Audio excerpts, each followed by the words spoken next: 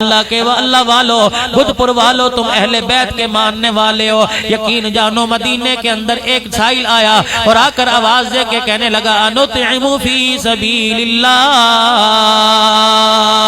ایک ہستی پہ نظر پڑی، روٹی کے ٹکڑے پانی کے اندر بھگو کے کھا رہے ہیں۔ فقیر آ کے کہنے لگا مجھے بھی اللہ کے واسطے دے۔ فرمایا فقیر تو روٹی کے سوکھے ٹکڑے پانی کے ساتھ کیسے نکلے گا؟ سامنے سخیوں کا گھرانہ ہے، حسین کا گھرانہ ہے، جا یہاں سے جا کے سوال کر لے، تو خالی ہاتھ نہیں آئے گا۔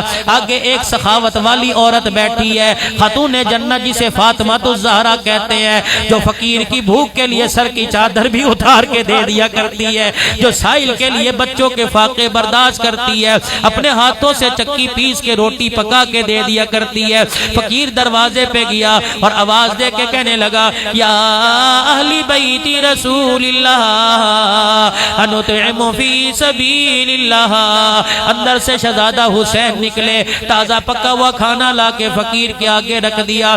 سائل نے ایک روٹی کھائی، ایک روٹی اٹھا کے رکھ لی۔ حضرت حسین نے فرمایا روٹی دوسری کیوں نہیں کھاتا؟ کہنے لگا وہ روٹی سوکھی پانی میں بھگو کر کھا رہا ہے، اس پر مجھے رحم آ رہا ہے، یہ روٹی جا کے اسے کھلاؤں گا۔ حضرت حسین رو کے فرمانے لگے فکر نہ کر، اس کی عادت ہے، وہ کوئی فقیر نہیں، میرا ابا علی المرتضی رضی اللہ تعالی۔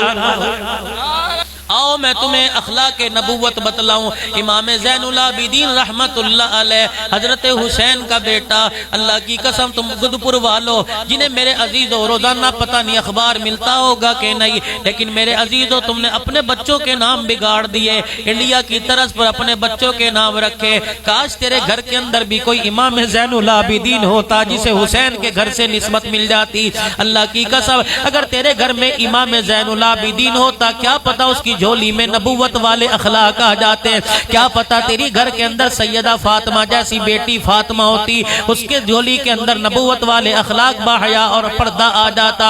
امام زین العابدین کھڑے ہیں، ایک آدمی آ کے آپ کو گالیاں دینے لگ گیا، اتنی گالیاں دی، ہلکا سا غصہ ماتھے پہ بل آیا، منہ پھیر کے کھڑے ہو گئے۔ وہ آدمی اس طرف آیا اور آ کے کہنے لگا منہ پھیر کے کیوں کھڑا ہو گیا؟ میں کسی کو گالیاں نہیں دے رہا بلکہ تجھے گالیاں دے رہا ہوں۔ امام زین العابدین فرمانے لگے میں بھی تو تجھے ہی معاف کر رہا ہوں۔ اتنا سننا تھا، فوراً قدموں میں گر کے پیر پکڑ لیے، کہنے لگا واقعی یہ اخلاق کسی انسان کے نہیں ہو سکتے، یہ نبوت والے اخلاق ہیں۔ معاف کرنا سیکھو، بدلہ ہر کوئی لے لیتا ہے، امیر ہو معاف کرنا سیکھو۔ اللہ اکبر، اگر تیری لاٹھی کی آواز کوئی نہیں تو اللہ کی لاٹھی کی بھی آواز کوئی نہیں۔ معاف کرنا سیکھ، معاف کرنے میں بڑا سکون ملتا ہے۔ اگر کوئی تجھے گالی دے، نبوت والے اخلاق اپنا ہاتھ اٹھا کر دعا دے دے۔ اگر تیرے دروازے پہ کوئی کچرا پھینک دے، یقین جان وہ کچرا اٹھا کے اس کے دروازے پر نہ پھینک گیا بلکہ اٹھا کے روڑی کے ڈھیر پہ پھینک دے، کیا پتا کسی کا کچرا اٹھا کے پھینکنے پر اللہ تیرے دل کے کچرے کو صاف کر دے، تیرا دل پاک کر دے۔ تجھے کیا پتا حضرت مولانا اشرف علی صاحب تھانوی رحمت اللہ علیہ واقعہ لکھتے ہیں، فرمایا میاں بیوی نے روپیہ جوڑا، ہندوستان کے اندر حج کے پیسوں کی تیاری کی، بحری جہاز کا سفر ہوئے کرتا تھا، اتنے پیسے تیار کر لیے کہ 2-4 مہینے کا زادیرہ تیار ہو گیا، گھر سے نکلنے لگے۔ حاجی صاحب نے بھی احرام باندھا، حاجی صاحب بھی احرام باندھے، گھر والی بھی سفید چادر اوڑھ کے گھر سے باہر نکلی۔ محلے سے ایک عورت آ گئی اور آ کے کہنے لگی حاجی صاحبہ اللہ کے نبی کے روزے کی حاضری پہ جا رہا ہے، اما فاطمہ کے ابا سے جا کے ملاقات کرے گا، اللہ کے گھر جا کے اللہ کے گھر کا طواف کرے گا، غلاف کعبہ پکڑ کے روئے گا، حجر اسود کے بوجھ سے ملیں گے، ملتزم پر دعا کرنے کا موقع ملے گا۔ حاجی صاحب جب اپنے لیے دعا کرے تو مجھ بیوہ کے لیے بھی دعا کر دینا۔ حاجی صاحب کہنے لگے تجھ بیوہ کے لیے کیا دعا کرو؟ کہ 4 بچیاں ہیں، جوان ہو گئی ہیں، رشتہ کوئی نہیں آیا، ہاتھ پیلے کرنے والا بابا کوئی نہیں، بیان ڈولی اٹھانے والا بھائی کوئی نہیں، حاجی صاحب ہمارے لیے دعا کر دینا۔